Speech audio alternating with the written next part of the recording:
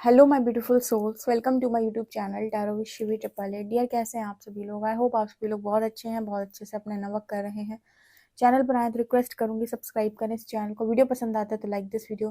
Guys, शुरू करते हैं। हम आपकी रीडिंग देखते हैं आपके पार्टनर की करेंट एनर्जी क्या है, और हम देखेंगे साइकिक टैरो से कि आपके जो पार्टनर हैं उनकी राइट नाउ एनर्जी क्या है आपको लेकर। करेंट एनर्जी स्टार्ट करते हैं।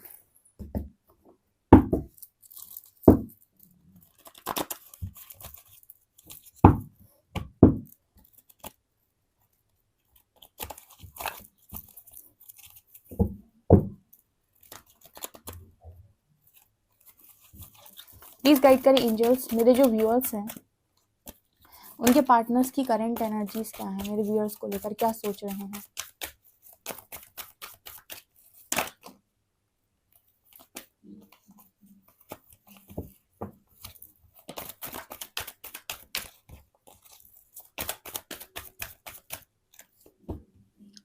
Heartache and loss,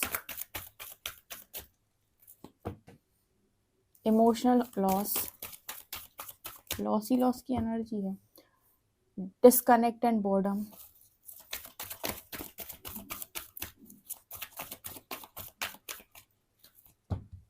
shadow,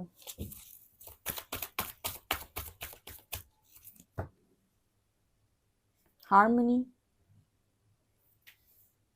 victory and success.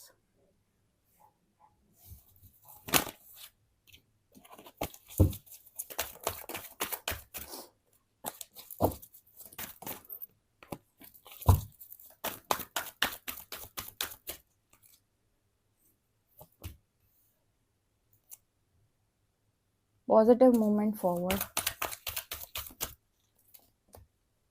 Intuition,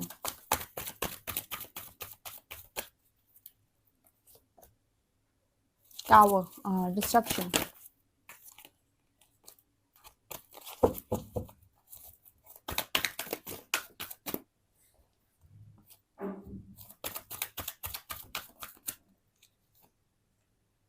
eight of wands, accelerated motion. Okay guys, तो आपके पर्सन की करंट एनर्जी क्या है जो मैं देख पा रही हूँ उस हिसाब से। दिल मेरा तोड़ दिया उसने, बुरा क्यों मानूं, ये सॉन्ग है, यही एनर्जी है। हार्टेक एंड लॉस, ये पर्सन इस समय ये सोच रहे हैं कि कभी कभी लाइफ के अंदर हम ऐसी सिचुएशन में होते हैं कि आ बैल मुझे मार। हंसना नहीं, कोई कमेंट सेक्शन में हंसेगा नहीं, ठीक है? सीरियस है थोड़ा। मतलब यहाँ पर जो एनर्जी आ रही है, कई बार लाइफ में आपको लग रहा है कि आप बहुत सही जा रहे हो, बहुत सही जा रहे हो, और क्या हो जब आपको ऐसा लगे कि आपने अपने पैर पर खुद खुद कुल्हाड़ी मारी है थोड़े आगे चलने के बाद। यही स्थिति है आपके पर्सन की। इस पर्सन को ऐसा फील हो रहा है कि मैं अपनी लाइफ में बहुत सेफ था, सिक्योर था, सब कुछ बहुत अच्छा था, मेरी लाइफ में सब कुछ मेरे हाथ में था। सडनली मेरा एक निर्णय या फिर ऐसा डिसीजन मैंने लिया कि उस समय मुझे ऐसा लगा कि मुझसे ज़्यादा लकी दुनिया में, पूरी दुनिया में कोई नहीं है। और थोड़े आगे चलने के बाद ऐसा लगा कि मैंने अपने पैर पर खुद कुल्हाड़ी दे मारी। मैंने खुद इनवाइट किया कि आ बैल मुझे मार, ठीक है? मैंने खुद प्रॉब्लम को इनवाइट किया। ऐसा ही इस पर्सन को फील हो रहा है हार्टेक एंड लॉस कार्ड के साथ कि इन्होंने लाइफ में प्रॉब्लम को इनवाइट किया। जैसे मान लीजिए आपका पार्टनर किसी सीरियस थर्ड पार्टी में चला गया, एग्जाम्पल के तौर पे इसको लगा कि यार मेरी लाइफ कितनी अच्छी है, मुझे सब कुछ कितना अच्छा मिला हुआ है। हार्टेक एंड लॉस कहीं ना कहीं इस चीज़ की बात, मान लीजिए आप दोनों मैरिड थे, ठीक है? अच्छी खासी मैरिज चल रही थी आपकी। आपके पर्सन को आप में आप में कमियां दिखाई देने लगी, आप में दिखाई देने लगा कि आप बहुत कम इंसान हो, और किसी और की माया ने इस पर्सन को प्रभावित कर दिया। मतलब इनको ऐसा लगा कि कोई और आपसे बेहतर हो सकता है इस दुनिया के अंदर, या फिर कोई दिख गया इनको आपसे बेहतर। तो इन्होंने जो मैरिड लाइफ की जो मर्यादा होती है, एक मैरिज की, शादी का बंधन जो है, उसकी जो मर्यादा है उसको लांघ दिया किसी और के प्रति आकर्षित होकर। ऑब्वियसली बात है कि आप मर्यादा लांघेंगे तो क्या होगा, यूनिवर्स आपके ऊपर फूल तो डेफिनेटली नहीं बरसाएगा। उस समय पर इन्हें लगा कि देखो ऐसे होते हैं लोग, कितने अच्छे लोग इस दुनिया के अंदर। आप कम नजर आ रहे थे इस पर्सन को, and heart and loss card यहाँ पर ये दिखा रहा है कि फिर आगे बढ़े, बहुत अच्छा लगा उस समय पर। बहुत आगे जाने के बाद या कुछ समय बीतने के बाद इस पर्सन को पता चला कि मैंने अपने पैर पर खुद कुल्हाड़ी मारी, मैंने बहुत गलत किया, क्योंकि अब ना घर के ना घाट के। मतलब जिस इंसान को आपने देखा उस इंसान से तो आपको कुछ मिला नहीं, और जो इंसान ऑलरेडी था उसकी अब जब वर्थ रियलाइज हुई और जब उसकी तरफ देखा तो ये समझ में आया कि ये मैंने क्या कर दिया। मतलब वही जो कई बार आपने इस तरीके के स्टेटस वगैरह पढ़े होंगे, ठीक है, मिलते हैं ऐसे काफ़ी सारे जहाँ पर लिखा होता है कि इंसान सोने के चक्कर में डायमंड को खो देता है, ठीक है। मतलब आपके पास ऑलरेडी हीरा है, पर आपने सोने के चक्कर में, पीतल के चक्कर में आपने हीरे को खो दिया। मतलब कुछ वैसी एनर्जी है ये हार्ट एंड लॉस की एनर्जी। तो यहाँ पर देखो, इसमें हंसने वाली कोई बात नहीं है, बट ये पर्सन बहुत सीरियस है इस चीज को लेकर कि मैंने क्या किया। अब आप उस इंसान की तरफ कैसे देखोगे और क्या सोच कर देखोगे? तो आप कहाँ के रहे? आप कहीं के रहे, ना घर के हैं आप, ना घाट के हैं, ठीक है। मतलब आप अपने पार्टनर के भी, अपनी अपनी मैरिड लाइफ में जो तांडव मचाया है उसकी वजह से आपकी जो वाइफ है, आपका जो हस्बैंड है, वो तो आपसे डिस्टर्ब है ही। और जिसको आपने समझा कि ये आपके लिए कुछ कर सकता है, बाहर वाले आपके लिए कभी कुछ नहीं कर पाएंगे। जब आपके लिए कोई कुछ कर सकता है तो आपके घर वाले ही कर सकते हैं, या फिर वो इंसान कर देगा जो डेफिनेटली आपके साथ किसी किसी तरीके के आपके पास्ट लाइफ की गुड कर्मा का रिजल्ट होगा डेफिनेटली। तो जैसे यहाँ पर वो मैसेज निकल के आ रहा है, पॉजिटिव मूवमेंट फॉरवर्ड। इस पर्सन की एनर्जी यहाँ पर ये निकल के आ रही है कि मैंने ऐसे कैसे समझा कि मैं सही दिशा आगे बढ़ रहा हूँ, मुझे समझ में क्यों नहीं आया। उस दिन इस पर्सन को रियलाइज हुआ कहीं ना कहीं इंट्यूशन वर्ड का मीनिंग क्या होता है। हो सकता है कि इस पर्सन को इंट्यूशंस आए हों। कई बार जब हम गलत करने जाते हैं ना, तो हमारा मन ऐसे नहीं कहता है कि यार तू गलत कर रहा है, इसका परिणाम अच्छा नहीं आएगा, लेकिन फिर भी जैसे इंसान क्या करता है, वो आवाज को इग्नोर करके कहता है इतना तो चलता है। मैंने कई लोगों को देखा है, कई लोगों को, बहुत सारे लोगों को देखा है, खुद अपनी रियल लाइफ में मैंने इस तरीके के लोगों को देखा है जो दूसरों के लिए हमेशा ऐसा बोलेंगे कि इसने मेरे साथ ऐसा किया, इसका ऐसा कर देना, उसका वैसा कर देना, उसका वैसा कर देना। खुद वही सारी गलतियां कर रहे हैं, खुद वही कुछ कर रहे हैं। तो जब इसका कर देना, उसका कर देना, उसका कर देना, तो तुम्हारा नहीं कर देना, तुम्हारा भी तो होगा। मतलब कहने का ये है कि आप ऐसा क्यों, आपको लग रहा है कि आप बहुत अच्छे हैं और बाकी सामने वाला इंसान बहुत गलत है? आप खुद भी तो गलत है, डेफिनेटली दिखाई दे रहा है और किसी तीसरे को दिखाई दे रहा है। तो यहाँ पर ना जैसे इस पर्सन के इंट्यूशंस ऐसे उनको बोलने का प्रयास किए कि ये गलत है जो आप कर रहे हो, मैरिड लाइफ में आपने चीट कर दिया। यहाँ पर इस पर्सन को ऐसा लगा कि मतलब होता ना कि इंसान, मैं कौन सा कुछ गलत कर रहा हूँ, इतना तो चलता है, ठीक है।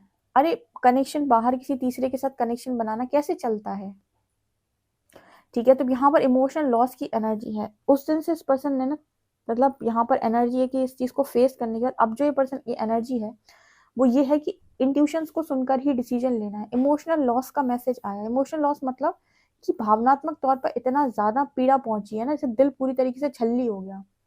अब ये बताओ, आपने किसी का दिल छल्ली किया, आप अपनी हस्बैंड, अपनी वाइफ को आप चीट करे हो, उनका दिल आपने जो छल्ली किया है, तो आपका नहीं होगा। इस हाथ देते हो तो रेडी रहो इस हाथ रिसीव करने के लिए। ये ऐसी ही चलती है, इक्वल गिव एंड टेक है इस दुनिया के अंदर। आपको ऐसा लगता होगा, ये दुनिया आपको सिखाती भी है, और बहुत सारे लोग ऐसे बोलते हैं मैंने तो उससे इतना ले लिया, मैं तो उसका हक मार लिया, मैं तो उसका हक मार लिया। अरे आप किसी की सीख भी नहीं उठा सकते, हक मारना तो बहुत दूर की बात है। इस दुनिया में इक्वल गिव एंड टेक होता है। अगर आज किसी किसी का कुछ छीन कर अगर आपको वो पच गया है, या वो आज चीज आप तक रख गई है आराम से, इसलिए नहीं रख गई है, इसलिए नहीं वो आपको सही बैठ गया है कि कहीं ना कहीं आपको तो ईश्वर ने अलाउ किया है हक मारना, वो सही चीज इसलिए बैठ गई है क्योंकि हो सकता है कि किसी जमाने में उस आत्मा ने आपसे वो छीना हो, तो आप अपना हक वापस लेकर आए हो। आपको ऐसा लग रहा है कि आपने हक मारा है, जबकि आपने हक वापस लिया है। इसलिए वो आपको डाइजेस्ट हो गया, इसलिए वो आपके पास रह गया। अगर मान लीजिए आपने किसी का उखाड़ा है, कुछ बिगाड़ा है कुछ, और आपने छीनने की कोशिश की है, कोई कर्मा नहीं था वहां पे, तो आप ये नोटिस करोगे कि आपको उस चीज का भुगतान करना पड़ेगा, और वो चीज फिर आपको फलित नहीं हो सकती। मतलब फलित भी कब होता है, जब आपको वो मिला हो जो आपसे कभी जिंदगी में किसी जमाने लिया गया था। तब जब आपको कोई चीज, तो कुछ लोग कहते हैं ना कि इसको फ्री का पैसा पच जाता है, इसको तो लोगों का इतना छीनता रहता है, फिर भी जैसे इसको तो सब हज़म हो जाता है। इस तरीके के लोग बोलते हैं बातें, वो इसीलिए बोलते हैं बिकॉज़ कहीं न कहीं उनको तो दिख रहा है कि इसको फ्री का मिला है। उसे फ्री का नहीं मिला है, उसने कभी बाँटा होगा अपनी किसी लाइफ़ में, या उसका किसी ने लिया होगा, तो वो चीज़ अब उसे मिली है ना, तो वो उसको फलित हो रही है। वो उसको होगी फलित क्योंकि वो उसका ही कमाया हुआ था। अगर उसका कमाया हुआ नहीं होता ना, तो उसकी सिचुएशन ऐसी बन जाती कुछ कि वो उसको पैसा जो मिलता या चीज़ें जो मिलती, वो उससे मतलब उससे वो खुशी नहीं भोगता। कहीं न कहीं उससे उसे प्रॉब्लम्स क्रिएट होती हैं। जैसे बीमारियों का लग जाना, हॉस्पिटल में खर्चा बढ़ जाना, या फिर कलह-कलेश बढ़ जाना, इस तरह की चीज़ें होने लगती हैं।